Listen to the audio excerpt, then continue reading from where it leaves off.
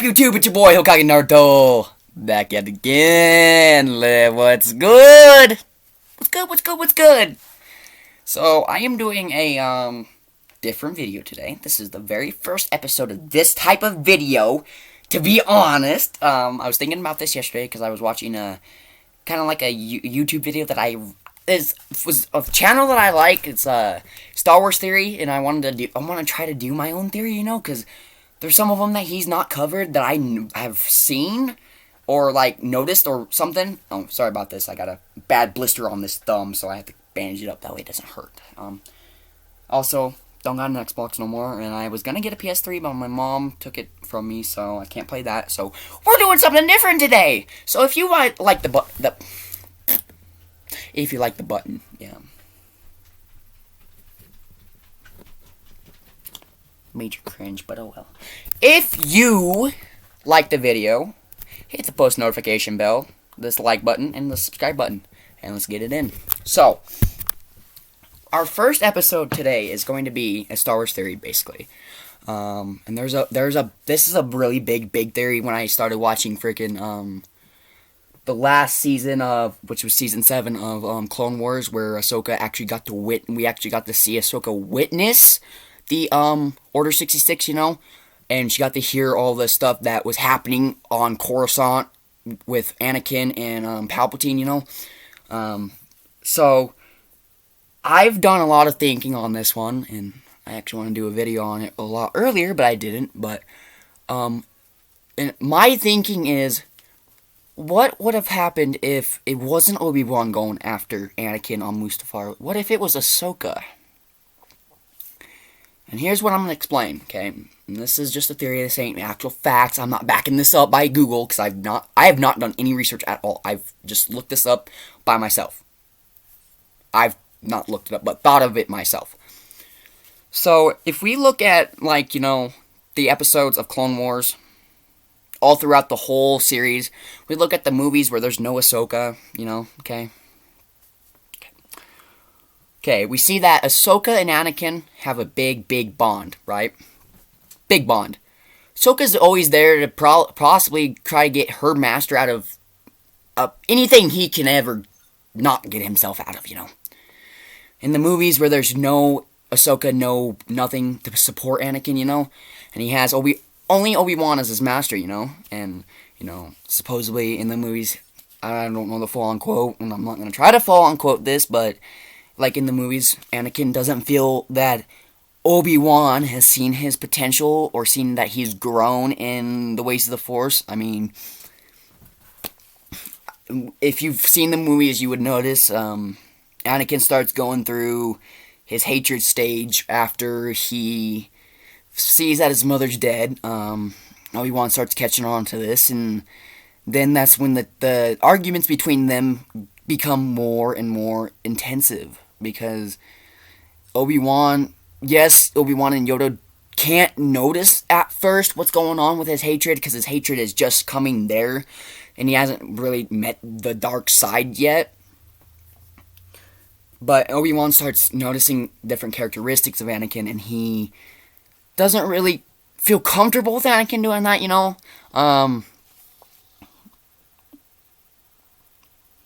In my opinion, I'm going to get back on this topic. In my opinion, if it was just Ahsoka going after Anakin instead of Obi-Wan, I would think Anakin and Ahsoka would have a short fight. But I think that also Ahsoka would have had more success in bringing Anakin back to the Jedi Order than Obi-Wan did, because of the great bond they have, I mean, in Rebels we saw those two fight, but nothing really happened except for Anakin came to his senses and called out to Ahsoka, but then he instantly got taken back over by Darth Vader. I mean, because Ahsoka couldn't get to him and save him in time because he was already consumed by the darkness and he couldn't be helped, and so honestly, I think if it was Ahsoka going after Anakin, like I said, I think she would have more success in bringing him back.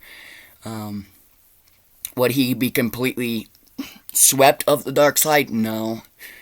I don't think he would have, because the dark side kind of has that tendency to kind of linger around you for a while, even after you've like took yourself away from it, you know. I mean, but Ahsoka could have, she probably could have got him to come back to the Order, and they probably would have charged him with treason, you know, since after the facts, if it was Mustafar when she got to him, it would have been, he would have been charged because of treason, because of all the Jedi and the younglings he had massacred. Now, if in my other opinion, if she had got to him before any of this chaos had happened, or Order 66 ever got there, and she knew about this right away, because I mean, in season 7, if they would have taken it a different way, you know, Maul had told Ahsoka about what was going to happen. She didn't believe him, and then he tapped into her mind, and she saw that he was right, you know. If she would have believed him at that right second, I think, though, that before they issued Order 66, she probably could have got Anakin saved. She probably could have went in there and got Anakin out of there from Palpatine, you know. And we want to have, technically, we want to have Mace dead either. Technically, he's not even dead. I'll go into that here in a minute. But then he wouldn't have had to be put on trial for treason, because, I mean, after the facts and all the chaos, if Ahsoka did get to him on Mustafar and he was taken back to Coruscant, he would have been charged with treason and would have been probably taken off the Jedi Council, because, well, if a Jedi is basically going to commit treason against the Grand Army of the Republic, they're basically going to be taken off the Council. I mean, I could say Barriss Offee got taken off the Council, but she was never on the Council at the time when it happened. But now into the subject of Mace not being dead. So, you know, when in the movies that we've seen, you know, Jedi die, they pass away or whatever, they usually become Force ghosts. We've seen Qui-Gon visit Obi-Wan and Yoda visit Luke.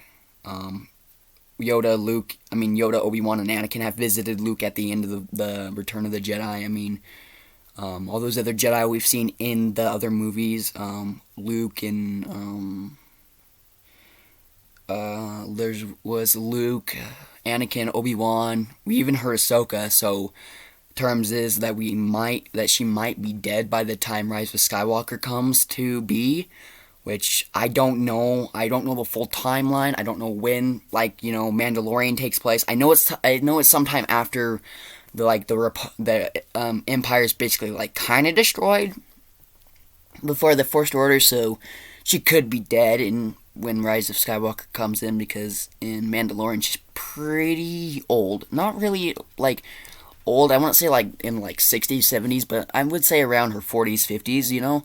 So I would think that she would be possibly dead. But with Mace is we never, for as far as we know, never seen Mace as a Force ghost. We never heard him as a Force ghost. He should have been a Force ghost after he had fallen off the building from Palpatine, you know. Which then brings me to the conclusion is that he's not dead. Now, it was brought to my attention that there was another theory out there about him, that he was supposed to make an appearance in Mandalorian, you know, going on hunting for, well, not really hunting, but like going out to seek Boba Fett, the bounty hunter, which, I mean, if you guys haven't seen the movie, sorry for the spoiler alert, but not the movie, the show, but spoiler alert, sorry. He does come back, and I think the theory that I'm thinking of is, I honestly think that if it was Mace that was still alive and he was going after Boba Fett, I think it would be only intentional that Boba was to kill him, you know, to get the revenge for his father that he's always wanted, because Mace Windu killed his father in the Battle of Geonosis in the arena. So, yeah. Other stuff can I touch on? Oh, that's one thing I can touch on. 1 sec. I could possibly touch on this for a sec. So, so we all know, back to Anakin, we're going to go back to him, because this actually episode is basically based on him, and there's going to be some detours, because some parts of his stuff does take place, and it does have parts of the theories. So, there is, so in the Darth Vader comics, which I have, what issue do I have? I have issue number 2, so I don't even have I haven't even read the first one yet, but in the Darth Vader comics are kind of like where they go in and, like, they figure out why Darth Vader had stuck around to Palpatine for so long after he knew that Padme was never going to would never come back. I mean, I could probably simply find a clue for you, hopefully. I think what I did know, though, is that some of them was because that since he never was really, like, he was feared as a war general in the Clone Wars because he was a war general, but he wasn't as feared as he was when he was part of Vader, you know. When he had came out of when he had first became Darth Vader, you know, and they hadn't made the clone transformation into stormtroopers. The clones had fought him because they didn't know who he was. They didn't know that he was Anakin Skywalker per se. So that led to him being kind of feared by people in the galaxy. Let me read this because this looks kind of interesting. So this is an excerpt, and so basically Vader is talking to, what's it called? Grand Moff Tarkin, Admiral Tarkin, whatever you want to call it. I don't know. You can call it whatever. So I'm going to start off this page because this is kind of a little bit of a stretch because Anakin, or Darth Vader, aka, and Tarkin have been through it so much together since the Clone Wars. So I think this is a really good turn of events. So we're going to start out here. You are not sanctioned to view the projects of the Tarkin Initiative, Lord Vader. How you gain access. The Force is all the authorization I require, Governor. Do not deny its will. You are being called to heal. Stand down, Lord Vader. That is a command. I am not your beast, Governor. Aren't you the Emperor? Aren't you? The Emperor has taken a new view on that, I'm afraid. You are mine to do with as I see fit. I don't need the Force to sense your anger, Lord Vader. Grr. Basically, Vader, and I'll show you the picture. Vader basically stabs Tarkin. We don't ever see that in the movies. I mean, the movies, it makes it seem like Vader is scared of Tarkin in which way looks like he is, but he's not. Okay, well, wait. No, never mind. That was just imagination that he was having. You're imagining it right now, aren't you? Reaching out with your hand, anger and wrath, hoping to what? Choke the life out of me, crush my windpipe. What would the Emperor say to that? Perhaps we should find out. Lord Vader, my apprentice, I do not recall sending you to Scarif. Now, how interesting. Apologies, my master. I only sought to study the ways in which the Empire will extend the rule of the galaxy. Yes, I see. Then perhaps it is time. You will serve the Governor's needs now, Lord Vader. There have been instances of sabotage. You will go to Geonosis. You will go alone to Geonosis. Uncover the treachery that has interrupted the project's timeline and threatens our supremacy. Root it out and destroy it. And one more thing. Yes, my master. Tarkin has full authority over you, Lord Vader. Do not disappoint him. If you disappoint him, then you disappoint me. He's taking off to go to Geonosis. We're cleared for landing, Lord Vader. Excellent. Lord Vader, this is a surprise. A welcome one, I assure you. I'm Commander Orson Krennic. Spare me the pleasantries, Commander. My time here will be short as I hunt down the... Basically, something just blew up. They don't know what it was. Quickly! Begin clearing that rubble. What? Saboteurs! Oof. Let us Let us find somewhere to speak, Commander. So the Saboteurs are basically trying to kill Vader right now, in this instance. It's talking. Mark my words, Lord Vader. Now, I don't mean to speak out of turn, but what happened there on the landing pad? Again, thank you for saving me. Was an assassination attempt. Not an accident, an attempt to murder the both of us.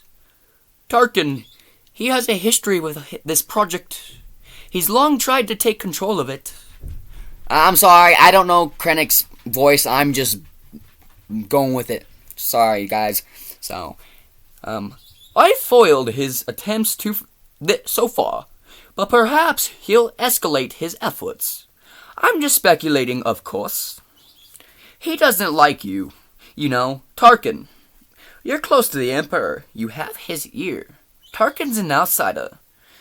A sector head, a politician. I'm a builder, an architect. But you know all of this already. I care not for such baseless accusations, Commander. If you have proof, give it. As I thought, tell me, what other acts of sabotage have taken place on this nascent battle station? The first... I can't do the voice very much. The first was 8 months ago. Accident on the line. Killed 24 of the natives. Worse, it delayed production of the turbo laser framework arrays. We only just got them back up and running. Then 3 months later, tests on the upgraded tractor beams went haywire. We lost good men that day. Our design was not faulty. Imperial Slicers figured out that someone had tampered with the code. Just last week, an OO-99 Imperial orbit load lifter went rogue. Caused no end of havoc before a TIE cannon put it down. And now, just now, the assassination attempt on our lives, you and me, Lord Vader. We're tangled up in this. I hope you find the perpetrator. I will, Commander. The truth will not escape me. The Petrid Naki Arena Geonosis. Lord Vader. Loyalty Officer Udara. I am glad you received my message. The loyalty officers will ever be your eyes, Lord Vader. You commissioned us to seek out treachery in Imperial ranks, and we are unswerving in that devotion. Have you put together the profiles I asked for? I have, my lord. Though my understanding would be richer if I could get them strapped into a chair back at the Viper's Nest. That is not presently an option. Regrettable, but understandable. Wilhuff Tarkin is a manipulative autocrat. Orson Krennic is a venal, ego-fed narcissist. Both are standing atop a mountain of deceit and dead bodies that they have used to climb to their current positions. In their estimation, could either of them be behind the sabotage? No. Explain. They hate each other, but they love the Empire. Or rather, they love the power the Empire affords them. They would kill one another to keep that power and exalt the Empire. That makes them dangerous to the Empire. I mean, I used to be able to do Darth Vader's voice long ago, but for some reason, I'm not being able to do it so much. I can try something different, though. That may be so, but my lord, while both men have blind spots big enough to hide the battle station they're building, they're also each of a genius intellect. Hold on, I gotta do this right. I'm gonna take this off real quick. This is the way I used to do it. Brilliant men can also be betrayers. Yes, but consider the strategy of it. These men are playing shots. I think I butchered that, but Probably butchered that a lot, actually. Wait, hold on, guys, I gotta look for something. Never mind. I'm not gonna find it right now. Oh well. Alright, get back to the thing. They seek to usurp one another, not destroy the whole immense playing board. Each wants to control this project. Doing harm to it would give the other an excuse to redirect blame. Their best and only bet is to forge ahead to victory and then attempt to own that victory. If the project fails, well, what would you do? Execute them both, publicly. Precisely. If not them, then who? There is someone you haven't met yet. Give me a name. Galen Urso. Urso is a family man. Wife Laura, daughter. Daughter Jin. He too is a genius, a polymath. He was part of the tug-of-war between Tarkin and Krennic, though Krennic won, earning Urso's freedom and loyalty. Is he a saboteur? I don't think so. It's not in his profile, but one thing bothers me. Galen Urso is a pacifist. Pacifists are fools, naive about the necessary reality that violence creates order. Click. Smile for the camera, Stardust. And stop wiggling, little Jin. Okay, Papa. Okay, Mama. Stardust. Urso is based off-world. Coruscant, the wife is caring for their daughter, while she researches crystals for him on Alpine. You could investigate his office while he is at home.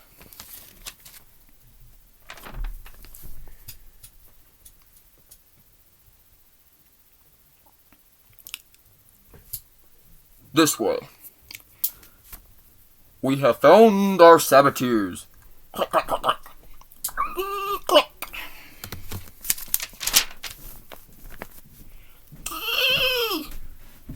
Hero Queen, unsanctioned breeding and sabotage for your treachery against the Empire. A price must be paid. So, you uncover the saboteurs, Lord Vader.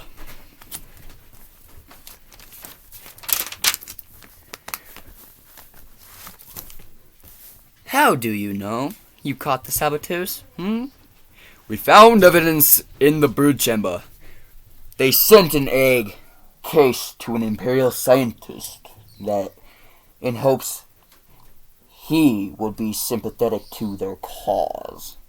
He was not complicit in the treachery. Slicers confirmed that the rogue Geonosian hive installed corrupted tech into production, ensuring accidents.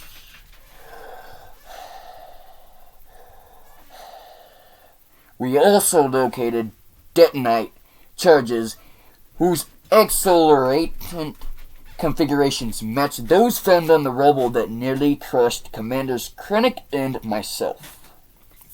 And you said you dealt with them? Dare I ask how?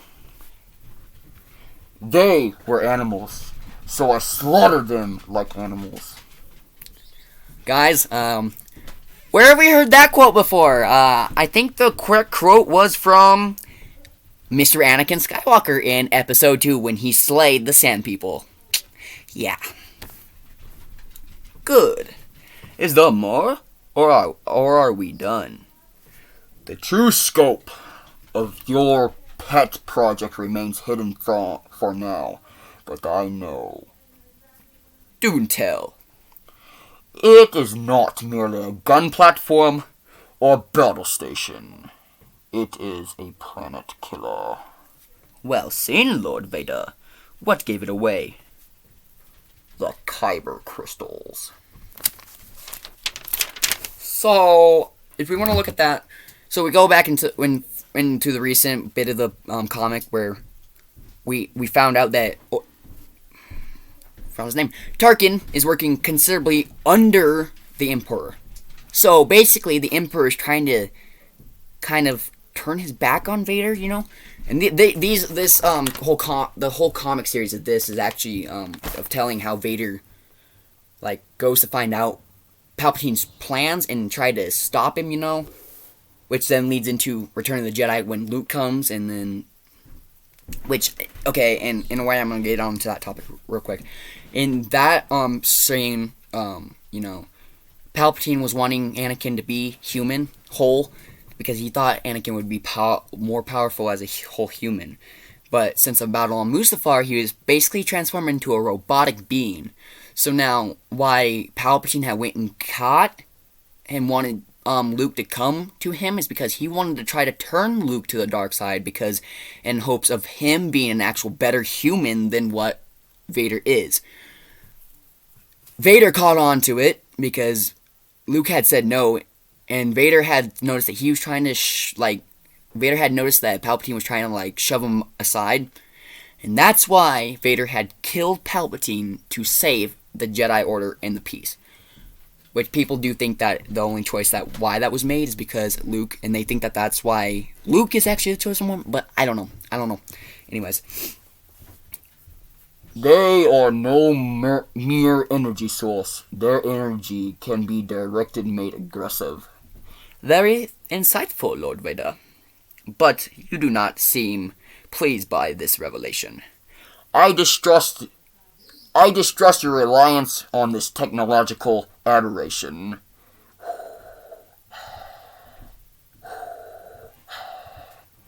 I rely only on the Force, as should we all.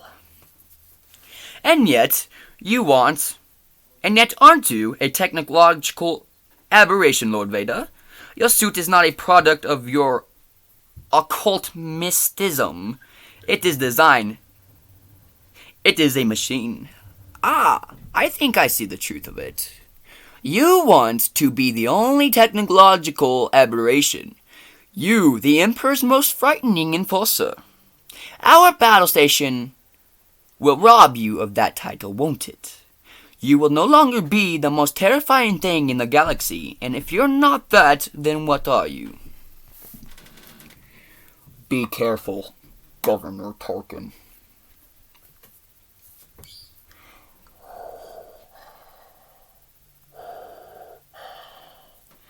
If you invest too much of yourself into this battle station, it may end up your tomb. Is that a threat, Lord Vader? No, Governor.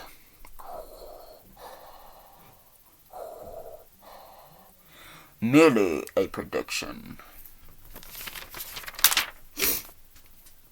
Later, Alpin, the other rim. Fleet doop doop. Yes, look, DD9. Here we are. This will make a nice specimen for Galen. Proximity alert. Alert, proximity alarm. Hello, who's there? Ting! Hello, are you Lyra Urso? Who are you? My designation is of no significance. I come bearing a message. From who? From whom? Their identity is almost unimportant. What message? I am here to alert you that you and your husband are working on a super weapon of unparalleled magnitude, and that if you continue this work, then the deaths of countless galactic citizens will be on your shoulders. Further, I am programmed to ask, what would your daughter think of you, Lyra Urso? Now, if you'll excuse me, I have to self-destruct. Nari, it's Lyra. Prep the shuttle. We're leaving now. Are you sure, Larry? What's wrong? Something. Everything. I don't know. I just know we have to leave. I have to get Jin and get to my husband. And I think we have to run. So, Now, if we take a look at that, okay. We don't know who the mysterious person is that sent that robot, because, never told us. All we know is that the message it was supposed to send was the self-destruct in that cave with her in there. I mean, I'm going to go into a theory, from just reading what I read. I honestly think that somehow, Tarkin and Palpatine were putting the droid up to the test to go and kill Jyn because of the, she knows the prototype that they're making, because she's working on it as well. And Tarkin knows that Vader knows about the saber crystals, which is what she was mining in that cave, was kyber crystals. So, Galen, I remember Galen, but I only know Galen Merrick, which is FYI the actual name of Starkiller, the secret apprentice of Lord Vader.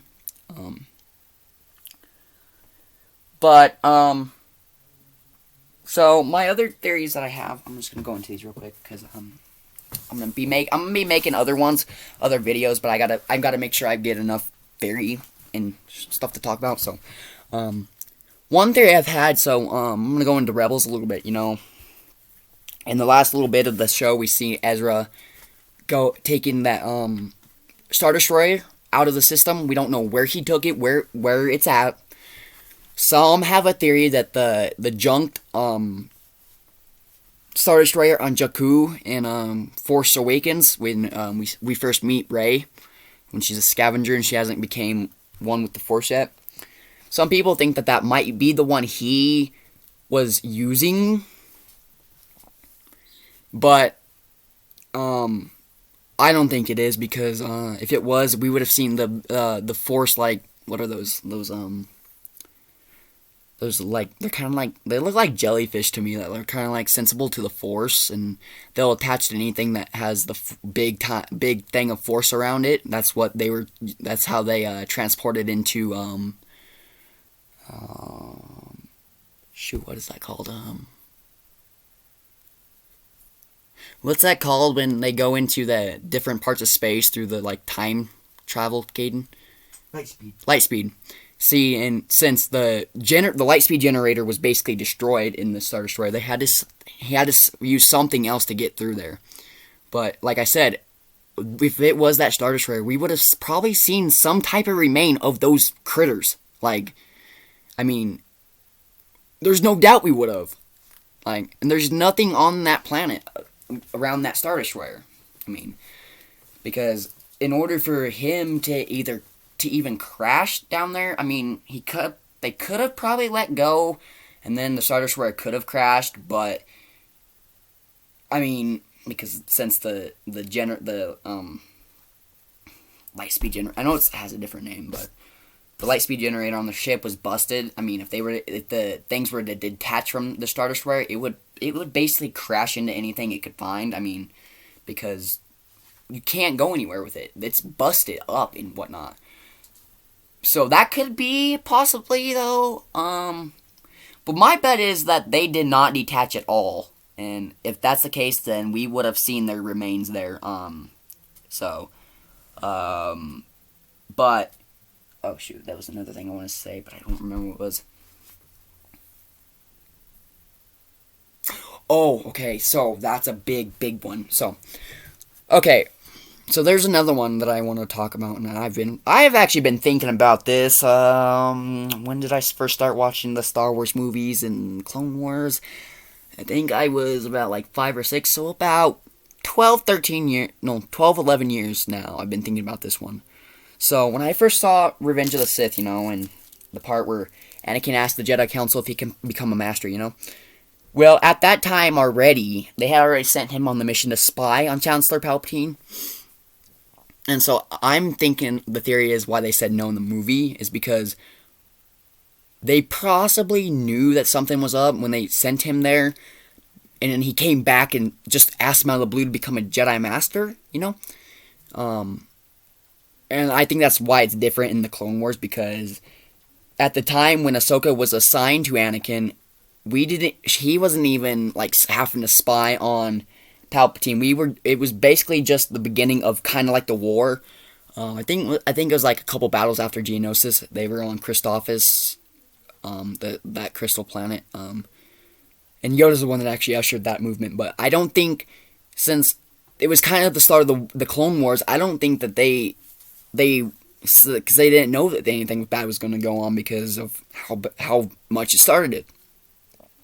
So I'm thinking that's why they had Anakin as the master, and that's why we see Ahsoka in Clone Wars, but we don't see her in the movies, is because legitimately, like right after Anakin goes and spies on Palpatine, he asked to be a Jedi Master, and they granted it no, because I'm thinking they probably knew something was up,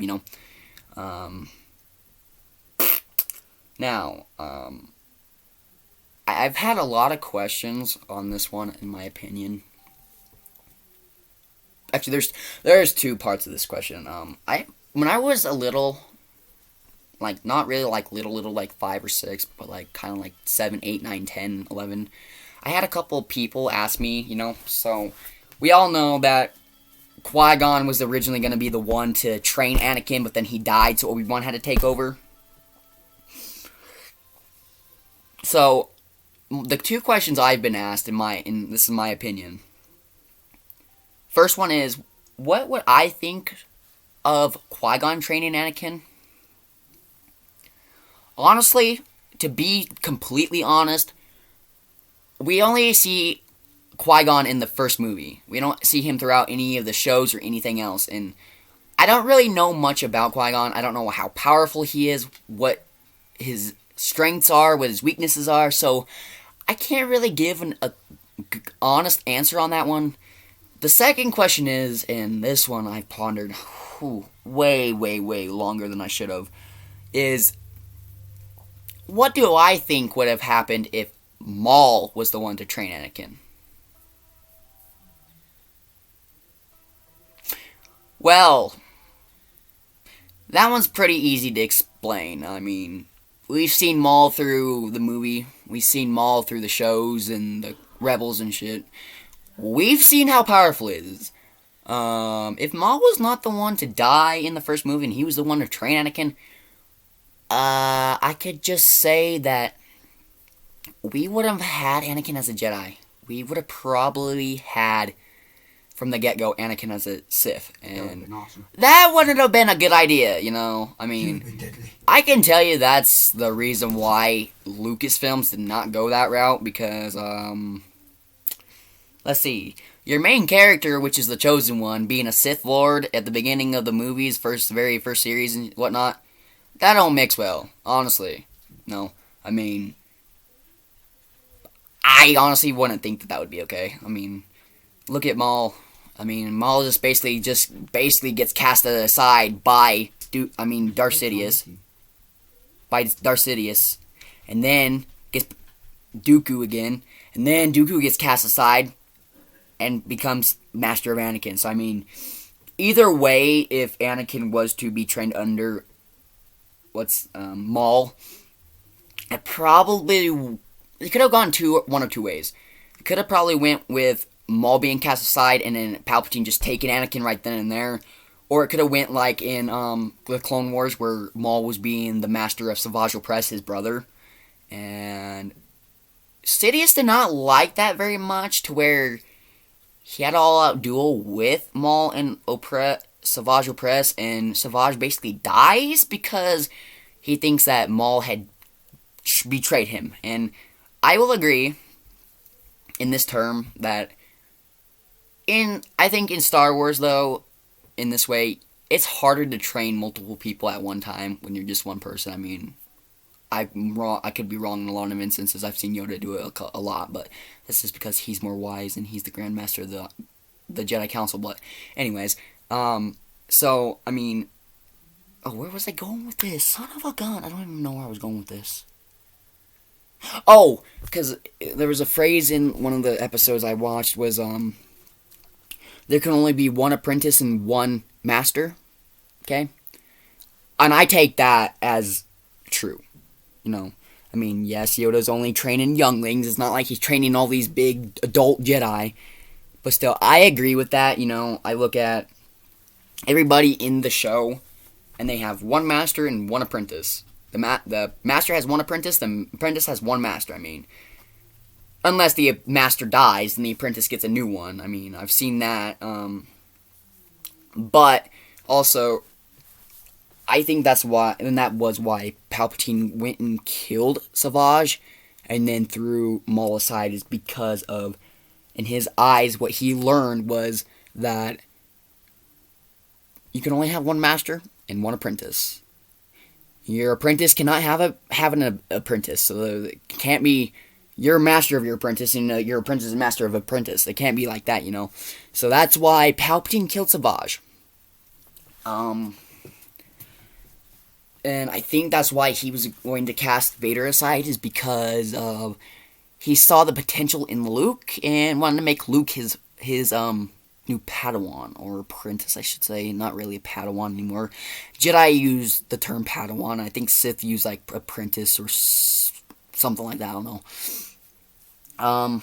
But and that was the making point of why Palpatine wanted Anakin to kill Dooku, is because if he killed Dooku,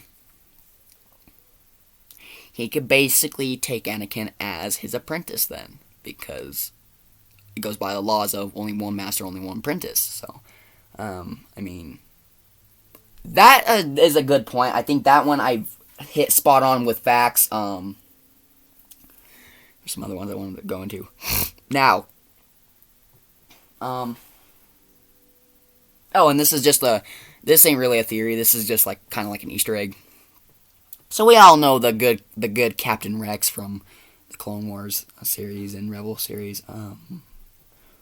For all of you guys out there that didn't know, if you pay attention to the Battle of Endor in what's it called, Return of the Jedi, if you see a dude with like a big white beard, and if you look at that dude and you look at Rex in Rebel series, you can tell that they're the same person. Rex was actually there at the Battle of Endor, actually.